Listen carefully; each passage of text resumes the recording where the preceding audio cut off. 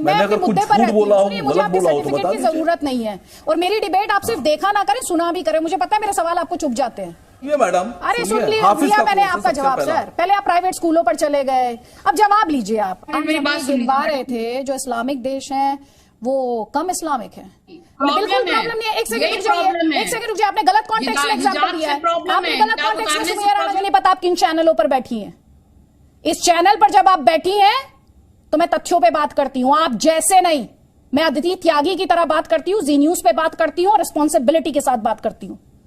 आपने तो कह दिया गुमराह इंसान गरीब मदरसों की सपोर्ट में हूं। आप यहां बैठकर जितनी चाहे बातें करनी है, पता नहीं आप जितनी चाहे बातें करनी है। दोस्तों, जैसा आपको पता ही है कि योगी आदित्यनाथ सरकार ने मदरसों पर अपना शिकंजा टाइट करना शुरू कर दिया है और अब मदरसों की पूरी इंक्वायरी हो रही है कि कहाँ पे बिल्कुल सही तालीम दी जाती है गवर्नमेंट के अकॉर्डिंग और कहाँ पे कोई 2 नंबर का काम चल रहा है या गवर्नमेंट के रूल रेगुलेशन के हिसाब से नहीं चल रहे। तो उसी विषय पर एक डिबेट में अदिति त्यागी जो डिबेट करवा रही थी, अदिति त्यागी ने आसिम वकार जो AIMIM के आसिम वकार को और सुमैया राणा जो समाजवादी पार्टी की प्रवक्ता थी उसको एक बढ़िया सी फटकार लगाई, इतनी बढ़िया फटकार कि आपको ये वीडियो देखकर मजा आ जाएगा। तो दोस्तों देखते हैं और आगे क्या क्या हुआ, बहुत ही मजेदार डिबेट। तो चलो दोस्तों शुरू करते हैं। अब ये महीना भरी इन बातों को हुआ है। आज ये कह रहे हैं कि हमें ना मदद चाहिए और ना हमें वो तालीम लेनी है। देखिए, ना मदरसों को दिक्कत है, ना स्टूडेंट्स को दिक्कत है। और आपकी जानकारी के लिए मैं बता दूं कि मदनी साहब के बगैर मशवरे के ही सैकड़ों हजारों मदरसों ने अपने यहाँ ज्यादातर कम से कम 8 और नहीं तो 10वीं क्लास तक तालीम कर रखी है और उनके पास मान्यता है। मसला दरअसल ये रहनुमाई का, लीडरशिप का, ठेकेदारी का है और ये तय मदरसों को करना चाहिए कि उनको सरकार से मदद लेनी है या नहीं लेनी है। और जिन मदरसों में अब तक मान्यता का मसला चल रहा है तो उनमें कोर्सेज वही चल रहे हैं जो स्कूलों में है, जो सरकार के कायमशुदा और सरकार ने जिनको मान्यता दी है। और कुछ चीजें जो है वो अटपटी सी लगती है मेरे को। जब सरकार मदद देने की बारी आती है, अब ये मौलाना अबुल कलाम फाउंडेशन ऐसे कुछ सरकार ने सेंट्रल में बनाया हुआ है और उसका सैकड़ों करोड़ रुपए का बजट है और मदरसे वालों की वहां लाइन लगी हुई है और बड़ी बड़ी फाइलें बनाकर वहां से आते हैं मांगने के लिए वो। और सरकार ने जब जब मदरसों को बजट देने की बात की, लोगों ने लिया भी है, लगाया भी है। और एक तरफ मदनी साहब कह रहे हैं इनको कुछ चाहिए नहीं। अच्छा, वाकई इनको नहीं चाहिए, ये सच बोल रहे हैं, क्योंकि इनको अफ्रीका से लेके अमेरिका तक, अमेरिका से लेके दुबई तक इनको बहुत माल मिलता है, इनको जरूरत नहीं है। ठीक है। मेरे जैसे किसी गरीब मौलवी को जरूरत होगी ना सरकार की मदद की, जिसके पास कुछ है ही नहीं, रोटी खाने के लिए भी नहीं है, उसको जरूरत होगी मदरसे की। और दूसरी बात, मोहसिन भाई एक बात कह रहे थे अभी कि दारुल देवबंद का रजिस्ट्रेशन नहीं है। दारुल देवबंद का रजिस्ट्रेशन है, उस रजिस्ट्रेशन के मालिक यही मदनी साहब लोग हैं और फिलहाल दारुल इन्हीं के चुंगल में है। और दारुल में अब स्टूडेंट बाहर के नहीं आते, पहले कभी आते होंगे, अभी सिर्फ हिंदुस्तान के स्टूडेंट हैं। हमें दारुल पर सोच समझकर बातचीत करनी चाहिए, वो बहुत होशियार लोग हैं सब। और दूसरे जो है, मैं ये कहना चाहता हूं कि अगर सरकार मदरसों को मदद दे भी दे तो क्या शरीय एतबार से वो जायज नहीं है इन मौलवियों के लिए? ये शरीयत पर बात करें ना भाई आकर के। ठीक है, मैं एक मदरसा चलाना चाहता हूं, मुझे उसमें 8वीं 10वीं तक की तालीम करनी है तो मैं सरकार से मदद ले सकता हूं। ठीक है, आप जवाब लीजिए। अब सैयद असीम वकार ये कह रहे हैं सरकार तो मदद ही करना चाह रही है, मदरसे भी मदद के लिए तैयार है, स्टूडेंट्स भी चाहते हैं मदद मिले, तो फिर दिक्कत सियासत को ही हुई ना। ये कोई मदद नहीं करना चाहते हैं, किसी तरह की नहीं करना चाहते हैं। अगर इनका एम खाली एजुकेशन होता कि बच्चों की एजुकेशन, तो उत्तर प्रदेश में जो बेसिक स्कूल हैं जिनके इंफ्रास्ट्रक्चर पहले से तैयार थे, जिन स्कूलों को लेकर उत्तर प्रदेश सरकार का 18,000 करोड़ का बजट है, वो 25,000 स्कूल प्राइमरी बंद ना होते। दीवारें गिरी जा रही हैं, प्लास्टर नहीं है, बच्चों के लिए शौचालय नहीं है, टीचर नहीं है, भैंसें बंध रही हैं, गाय बंध रही हैं, कुत्ते खेल रहे हैं उन स्कूलों में, उनकी बाउंड्री गिर गई है, वहां टीचर्स नहीं है सर, आप मदरसों पे और बात कर बच्चे लीजिए। भी नहीं है। डिबेट मदरसों पर हो रही है। अगर मैडम आपकी दिक्कत जानती क्या है, आप सरकार के खिलाफ सुन नहीं पाते। नहीं, सरकार के खिलाफ नहीं, मैं अपने मुद्दे पर रहती हूं। सुनिए, मुझे आपके सर्टिफिकेट की जरूरत नहीं है और मेरी डिबेट आप सिर्फ देखा ना करें, सुना भी करें। मुझे पता है मेरे सवाल आपको चुभ जाते हैं, वो आपकी दिक्कत है, उसे मैं अपनी दिक्कत नहीं बनाऊंगी। सुनिए, आप ये बताइए, अभी जो दलीलें रख रहे थे, आप सीधा जवाब दीजिए, मुझे मुद्दे पर बात कीजिए मुझसे। आपके सर्टिफिकेट के लिए आपको गेस्ट के तौर पर नहीं बुलाती मैं, मुझे कोई फर्क नहीं पड़ता पैनलिस्ट मेरे बारे में क्या राय रखते हैं, जनता मेरा सर्टिफिकेट है। सुनिए सर, ध्यान से सुनिए, सवाल दोबारा दोहरा सैयद असीम वकार, ये बताइए, अभी आपने मुफ्ती वजाद कासमी को सुना, वो कह रहे हैं आप सिर्फ सियासत कर रहे हैं, उस पर जवाब दीजिए ना, आप दीजिए उस पर जवाब। मदरसों पर क्या दिक्कत है आपको, बताइए वो। देखिए ये है आरएसएस के मुफ्ती। अच्छा, अब आप ये कह रहे हैं कि मदरसों में एनसीईआरटी लागू करेंगे, और मेरी मांग ये है कि क्यों ना उत्तर प्रदेश के सभी जो सरकारी स्कूल हैं इनमें आप एक सब्जेक्ट बढ़ा दीजिए अरबी उर्दू का, सभी स्कूलों में बढ़ा दीजिए, कोर्स बढ़ा दीजिए और सब बच्चों को तालीम दीजिए, जो मुसलमान बच्चे पढ़ना चाहते हैं उनको पढ़ाइए, तो आपका एम भी पूरा हो जाएगा और दीनी तालीम भी हो जाएगी। चलिए ले लीजिए इस पे मुफ्ती वजाद कासमी। अब वो कह लगे लैपटॉप, नहीं आप बोले, नहीं सुनिए आप बोले लैपटॉप। देखिए उत्तर प्रदेश हो या हिंदुस्तान हो या कहीं भी 2 से 3% लोग अपने बच्चों को मदरसे में भेजते हैं। वो लोग ये जानते हैं कि मदरसे में उनको स्कूली शिक्षा नहीं मिलेगी, वो दीनी तालीम के लिए भेजते हैं, जानते बूझते और समझते हुए। इस्लामिक शिक्षा, कुरानी शिक्षा और रसूलुल्लाह की हदीसों को पढ़ने भेजते हैं, जान के भेजते हैं। उत्तर प्रदेश हो या पूरा भारत हो, जो तालीम दी जा रही है दीनी, जवाब ले लीजिए। सबसे पहला जो कोर्स है वो है डिबेट जनता को समझाने के लिए करती। सबसे पहला कोर्स है हाफिज का। ठीक है, सुनिए मैडम, अरे सुन लिया मैंने आपका जवाब सर। पहले आप प्राइवेट स्कूलों पर चले गए, अब जवाब लीजिए आप। आपने अभी किसी को बताया कि आरएसएस के मुफ्ती हैं, क्योंकि आपकी बात से इत्तेफाक नहीं रखते। जो आपकी बात से इत्तेफाक नहीं रखता ना, वो या तो आरएसएस का हो जाता है, बीजेपी का हो जाता है, सरकार का प्रवक्ता हो जाता है, बस उतना ही आप दलील दे पाते हैं। जवाब ले लीजिए मुफ्ती वजाद कासमी, आपकी दलीलों पर जवाब देना चाह रहे थे। असीम भाई सुनिए, आरएसएस ने कोई दारुलिफ्ता नहीं खोली है, और मैंने वही कुरान जो अल्लाह के नबी और रसूल पर नाजिल हुआ है और वही हदीसें पढ़ी हैं, और मैं भी देवबंद से पढ़ के आया हूं। और आरएसएस मुफ्ती पैदा नहीं करती है, वो राष्ट्र के लिए काम करने वाली जमात और वर्कर्स पैदा करती है। आप आरएसएस पर बार बार बात ना किया करें, ये आपकी नाकामी है। दूसरी बात यह है कि मैं कह रहा हूं, मैं आपको ये भी सर्वे करा लीजिए, आपका पेट भर जाएगा कि मौलानाओं को, छोटे मदरसों को सरकार की मदद की जरूरत है। वो कहां दर भाई, आप जैसे मालदार मुसलमान तो चंदा देते नहीं ना, आप तो ओवैसी की पार्टी को चंदा दोगे, और आप तो दूसरे लोगों को। भाई जो गरीब मदरसे वाला है वो भीख मांग के क्या बच्चे पढ़ाएगा, वो भीख मांग के क्या बिल्डिंग चलाएगा। और फिर जब आपको इतनी तकलीफ है सरकार के पैसे से, तो वो मौलाना आजाद फाउंडेशन का सैकड़ों करोड़ रुपया कहां जा रहा है, किन मदरसों के पास जा रहा है। तो भाई मैं कह रहा हूं, वाकई बड़े मौलवियों को जरूरत नहीं है पैसे की, लेकिन जो गरीब मौलाना है, बच्चों को पढ़ाना चाहते हैं, उनको पैसा भी लेने दीजिए सरकार से, कोई दिक्कत नहीं। सरकार कोई मुदाखलत नहीं कर रही है, ना सरकार कोई इंटरफेयर कर रही है। अब जल्दी से एक कमेंट श्रीराज नायर, एक तरफ ये सरकार पर दखलंदाजी का आरोप लगा रहे हैं, दूसरी तरफ सरकार कह रही है कि इनकी मदद करना चाहती है। ये कहते हैं कि दरअसल सरकार मदद के नाम पर जो मदरसों की बुनियाद है उसे हिलाना चाहती है। देखिए अदिति जी, आपने मोहसिन रजा साहब को भी सुना और उन्होंने कुछ वास्तविकता आज नेशनल टीवी आपके चैनल के जरिए पूरे देश को बताई क्या वास्तविकता है। आज ये लोग जब जब चुनाव आते हैं, मैं बार बार ये कहता हूँ, जब जब चुनाव आते हैं तो ये रोना रोते हैं मुस्लिम समाज किस तरह से पिछड़ा है, किस तरह से इनके अंदर अंडर ग्रेजुएट्स है, किस तरह से स्कूल ड्रॉप आउट्स की संख्या है, किस तरह से मुफलिसी बेरोजगारी है।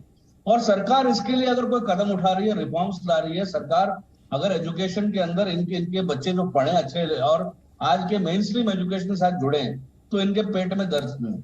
ये फॉल्ट जो है, ये जो पूरा का पूरा मुस्लिम लीडरशिप है जो अपने पूरे कौम को पिछड़ा रखना चाहती है। आज सरकार कुछ कदम उठा रही है तो उसका स्वागत करना चाहिए, और पहले कुछ तो करने तो दीजिए। ये अनुमान क्यों लगा रहे हैं कि सरकार मुस्लिम बच्चों के विरोध में ही काम कर रही है, तो करेंगे? ये अनुमान कैसे लगाया है, किस आधार पर ये अनुमान लगा करके बैठे हैं? आज सऊदी अरेबिया जो क्रेडल ऑफ इस्लाम कहते हैं, वहां पे सुल्तान सलमान उसको पूरा मॉडर्नाइज करने की बात कर रहे हैं, वहां पे महिलाएं ड्राइविंग सीख रही है, कॉन्सर्ट्स हो रहे हैं, पूरे इस्लामिक वर्ल्ड में रिफॉर्म्स आ रहे हैं इंक्लूडिंग सऊदी अरेबिया।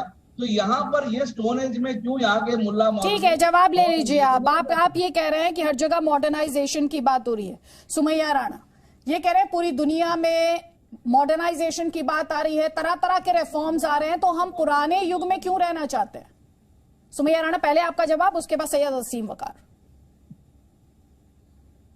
देखिए, इस्लाम के तरीकों पर ही होगा और असल मुसलमान वही है। मॉडर्नाइजेशन उसी हद तक किसी मुसलमान को या इस्लाम में काबिल बर्दाश्त है जहां तक कि हो सकता है, लेकिन ऐसा नहीं है कि मॉडर्नाइजेशन के नाम पे हम दीनी तालीम में छेड़छाड़ कर दें, शरीयत में बदलाव कर दें, हिजाब पहनना छोड़ दें।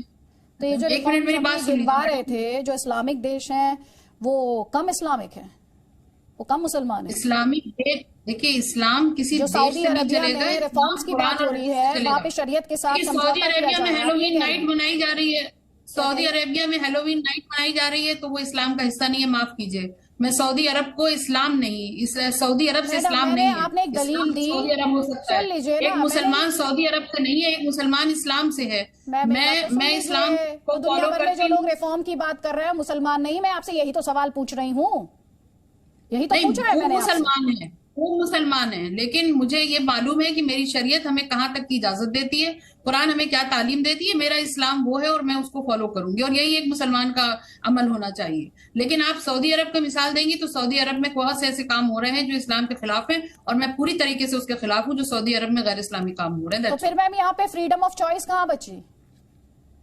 फिर यहाँ पे फ्रीडम ऑफ एक्सप्रेशन कहाँ बचा? आप जज कर रही हैं उन्हें, तो अक्सर तो इन्हीं बातों की बात की जाती है ना। ये मैं बार बार यही बोलती हूँ कि अगर मैं आज आपके चैनल पे ये आवाज उठाऊं कि साहब मुझे हिजाब उतारना है, मेरे घर वाले उतारने नहीं दे रहे हैं, तो ये फ्रीडम हुई। लेकिन मैं ये कहूँ कि मुझे हिजाब पहनना है, भाई कपड़े उतारने को आजादी क्यों, कपड़े पहनने की भी आजादी। मैडम आप कपड़े उतारिए, कपड़े नाप उतारिए, कपड़े पहने रखिए, ये आपका पर्सनल डिसीजन। प्रॉब्लम है ना? कोई प्रॉब्लम नहीं है, बिल्कुल प्रॉब्लम नहीं है। एक सेकंड रुक जाइए, एक सेकंड रुक जाइए, आपने गलत कॉन्टेक्स्ट में एग्जांपल दिया है, आपने गलत कॉन्टेक्स्ट में सुनिए राणा जी, गलत एग्जांपल आप देंगे नहीं चलेगा। सुनिए ध्यान से सुनिए, ध्यान से सुनिए मैम। हिजाब पहनने की जो बात है और उतारने की जो बात है, मैम आप बोल लीजिए, ठीक है आप बोल लीजिए, मैं अपनी बात फिर भी बोलूंगी, बोल लीजिए, आप बोल लीजिए। कुरान पढ़ना चाह रहा है, वो शरीयत पे चलना चाह रहा है कि दुनिया हिजाब की बात की है ना आपने, जवाब तो ले लीजिए मुझसे। हिजाब की बात की है ना आपने, जवाब लीजिए मुझसे, जवाब लीजिए। आप सुनिए ना मैम, आधी अधूरी बात क्यों कर रही है आप? हिजाब पहनने पर पाबंदी है क्या इस देश में? अमल करना चाह रहे हैं सुमैया राणा, इस देश में हिजाब पहनने पर पाबंदी नहीं है। हिजाब पर पाबंदी कहाँ है? कहां पर, किस कॉन्टेक्स्ट में बात की जाती है हिजाब पर पाबंदी की? मैं इन्हीं चैनलों पे बैठ के मैं इस बात को कह चुकी हूँ, आपके चैनल और आप जैसे तमाम चैनलों पे आप जैसे आपने हिजाब क्यों पहना हुआ है, हिजाब एक सेकंड सुन लीजिए, आप जैसे कि कपड़े पहनने, आप जैसे चैनल सुन लीजिए मैडम, सुन लीजिए, मुझे नहीं पता आप किन चैनलों पर बैठी हैं। इस चैनल पर जब आप बैठी हैं तो मैं तथ्यों पे बात करती हूं, आप जैसे नहीं। मैं अदिति त्यागी की तरह बात करती हूँ, जी न्यूज पे बात करती हूँ और रिस्पॉन्सिबिलिटी के साथ बात करती हूँ।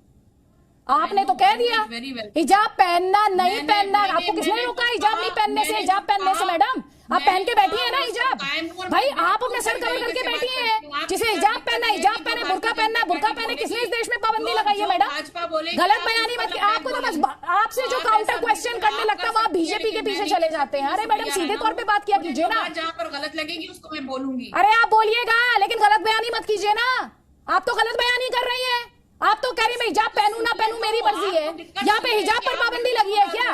ड्रेस कोड के तहत हिजाब पर पाबंदी की बात है, एजुकेशनल इंस्टीट्यूशन में ड्रेस कोड के तहत हिजाब पर पाबंदी की बात है मैम, और आप यहाँ पर बात को कंप्लीटली ट्विस्ट कर पेश कर रही हैं। क्यों कर रही है मैडम? कहाँ पर हिजाब बुर्का, कहाँ पर पाबंदी लगी हुई है इंडिया में? कहाँ नहीं पहनने दिया जा रहा है? एजुकेशनल इंस्टीट्यूशन का ड्रेस कोड होता है। अब कल को मैं कहूंगी जी मैं तो स्कूल जाऊंगी साड़ी पहनकर, या कल को तो मैं जीन्स पहन के जाऊंगी स्कूल, तो मैं ड्रेस कोड कुछ होता है, गलत बयानी मत किया कीजिए मेरी डिबेट में। नहीं, ये एक डाइवर्जन था, आपने डिलेल किया इस डिबेट को, मुद्दे पर रहती तो बेहतर होता। आप अगर इस चैनल पर आती है तो आपको ये बात भी पता होनी चाहिए कि डिलेल नहीं होने देती मैं अपनी डिबेट को।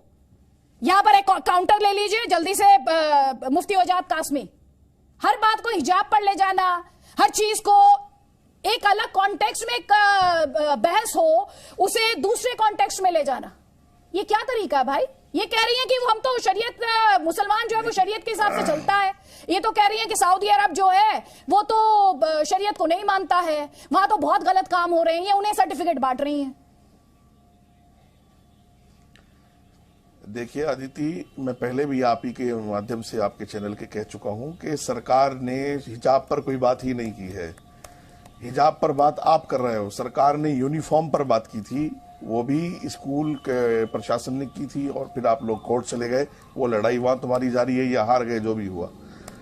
सरकार ने न हिजाब पर, न नमाज पर, न रोजे पर, न ज़कात पर, किसी चीज पर कोई पाबंदी नहीं लगाई हुई है। इसलिए हमें इस तरह की बातें बैठ करके मुसलमानों में कम से कम गुमराही नहीं फैलेनी चाहिए। आप और हम सब आजाद हैं, मैं टोपी लगाऊं नहीं लगाऊं, आप हिजाब पहने नहीं पहने, भाई अगर मैं शरीयत को फॉलो करूंगा तो टोपी भी लगाऊंगा, हिजाब भी पहनूंगा। अब मुझे शरीयत को फॉलो नहीं करना है तो मत पहनिए, टोपी भी ना पहनिए, हिजाब भी ना पहनिए। सरकार का इससे कोई लेना देना नहीं है। सरकार इस पर, सरकार ने जो अच्छे काम किए उस पर भी तकलीफ हो रही है। सरकार ने 3 तलाक को बैन किया, उस पर भी इनको तकलीफ रही। सरकार ने कहा कि भाई यूनिफॉर्म सिविल कोड इस देश में आ जाए, तो उस पर भी इनको तकलीफ होती है। तकलीफ इनको, दरअसल ये नाराज फूफा की तरह है। शादी में आदित्य आपने देखा होगा कि एक फूफा होता है ना, वो मुस्तकिल नाराज ही होता है और वो छोटी छोटी बातों को लेकर नाराज होता है। तो ये नाराज फूफा की तरह है, ये कुछ भी हो जाए इनको नाराज ही रहना है। और देश आज इतने अच्छे हालात में चला गया है, इतनी तरक्की हो गई है, मुसलमान भी अभी पावर में है, मुसलमान को तालीम मिल रही है, माफिया खत्म हो गए, गुंडागर्दी बदमाशी खत्म हुई, लॉ एंड ऑर्डर अच्छा हुआ। अरे मुसलमानों की सारी राजनीति माफियाओं पर टिकी हुई थी, कोई लीडरशिप आगे ही नहीं आती थी। जहां देखो वहां गुंडे एमएलए और एमपी बनते थे। आज मुसलमान अच्छा जीवन जी रहा है, मुसलमान तालीम की तरफ बढ़ रहा है, मुसलमान हुनर की तरफ, रोजगार की तरफ बढ़ रहा है। तो ये फूफा जी अभी भी नाराज है, कल भी नाराज थे।